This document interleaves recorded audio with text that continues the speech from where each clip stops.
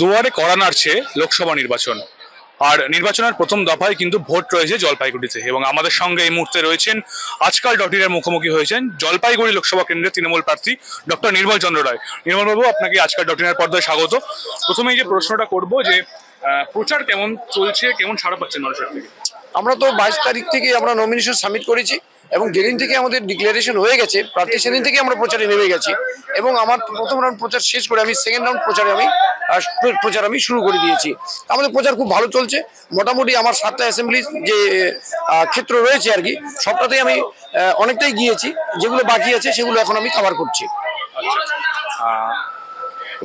এই যে প্রচারে বেরোচ্ছেন, রোড শো করছেন, মানুষ কি বলছে, মানুষ কি চাইছে, দাবি কি মানুষের? না, মানুষের এবার যেটা মানুষের মেন দাবি সেটা হচ্ছে যে এই যে পশ্চিমবাংলার এই যে বঞ্চনাটা, 100 দিনের কাজের বঞ্চনার কথা তারা বলছেন, আবাস যোজনার কথা তারা বলছেন।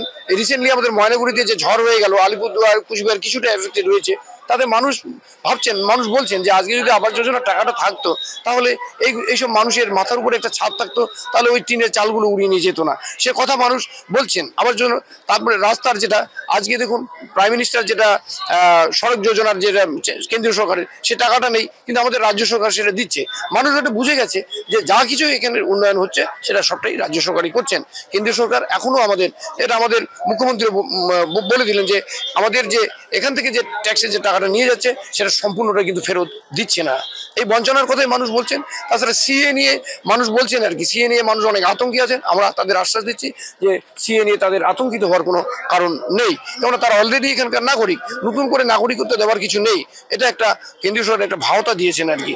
তাছাড়া আরেকটা জিনিস মানুষ খুব আতঙ্কিত, এই যে ইডি সিবিআই যে কেন্দ্রীয় সংস্থাগুলোর অপব্যবহার, তারপরে আমাদের গণতান্ত্রিক যে প্রতিষ্ঠানগুলো আছে সেগুলোর অমর্যাদা করা, সেগুলো নিয়েও মানুষ খুব চিন্তিত।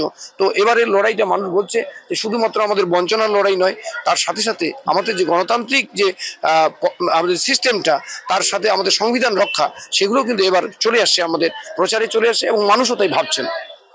মুখ্যমন্ত্রী যেরকমটা দাবি করছেন বা যেরকম বললেন বলা চলে, যে উনি বলছেন যে কাজ আমরা করছি বিগত বেশ কয়েক বছর ধরে, কিন্তু ভোটটা নিয়ে যাচ্ছে বিজেপি। কত বড় আমরা দেখেছি। তো এইবারে কি আমি সেটা বলতে পারি যে এবারে কাজও তৃণমূল করেছে, এরকমটা আপনি বলছেন যে এখানে উন্নয়ন হয়েছে, তৃণমূল উন্নয়ন করেছে, ভোটটাও কি এবারে তৃণমূল পাবে? আপনি কি কনফিডেন্ট? না, এবার আমরা তৃণমূলই এবার ভোটটা পাবে, কারণ 2019-এর যে রাজনৈতিক প্রেক্ষাপট। কেন, কিভাবে বলছেন যে এত কনফিডেন্ট কেন যে ভোটটা?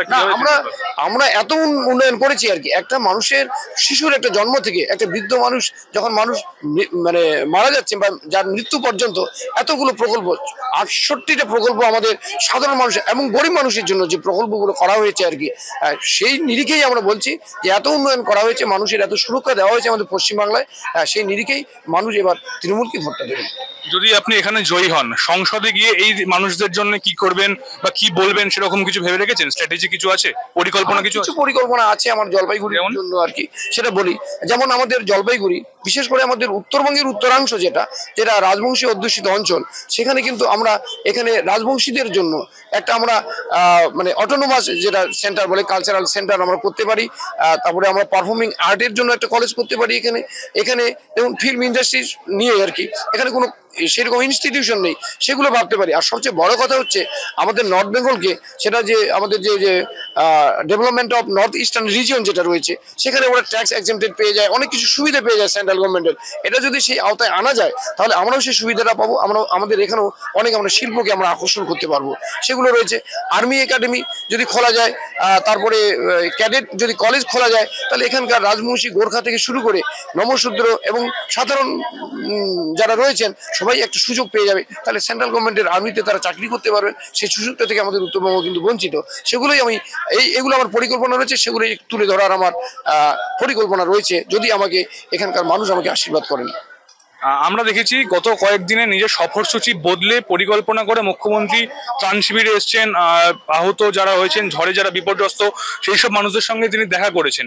তো এই যে সামনে নির্বাচন রয়েছে, আবারও আসবেন তিনি বলেছেন, পরিকল্পনা নিয়ে বা নির্বাচনের আগে প্রচার নিয়ে মুখ্যমন্ত্রীর সঙ্গে বিশেষ কোনো স্ট্র্যাটেজি হয়েছে, আলাদা কোনো বৈঠক হয়েছে? না, সেরকম তো না। আমরা তো সারা বছরই মুখ্যমন্ত্রী আমাদের মানুষের পাশেই থাকেন। এখানে ঝড় ঝঞ্ঝা হয়ে গেল, তিনি শোনার সাথে সাথে এসছেন আর কি। এত মানবিক তিনি, এরকম মানবিক মুখ্যমন্ত্রী আমার তো মনে হয় ভূভারতে তো নেই, এবং বিশ্বে সেটা উদাহরণ আমার মনে হয় খুব কমই পাওয়া যাবে। সেটা উনি সারা বছরই থাকেন।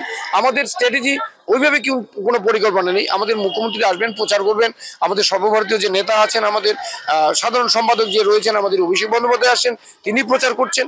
আমরা যেভাবে আমরা প্রচার করি, উন্নয়নের কথা বলি, সেভাবে তিনি প্রচার করছেন। স্পেশাল স্ট্র্যাটেজি বলে কিছু নেই। শেষ প্রশ্ন, এই আপনার যিনি প্রতিপক্ষ জয়ন্ত রায়, আপনি রয়েছেন, লড়াইটা কি কঠিন বলে ধরা হচ্ছে? আমার কিন্তু লড়াইটা কোনো কঠিন মনে হচ্ছে না। আমরা যেভাবে কাজ করেছি, আমাদের সরকার যেভাবে কাজ করেছে, এবং যেভাবে আমরা প্রচারটা করেছি এবং আমরা মানুষের কাছে ইতিমধ্যে পৌঁছে গেছি, সেই দিক দিয়ে আমরা এই লড়াইটাকে খুব কঠিন মনে করছি না।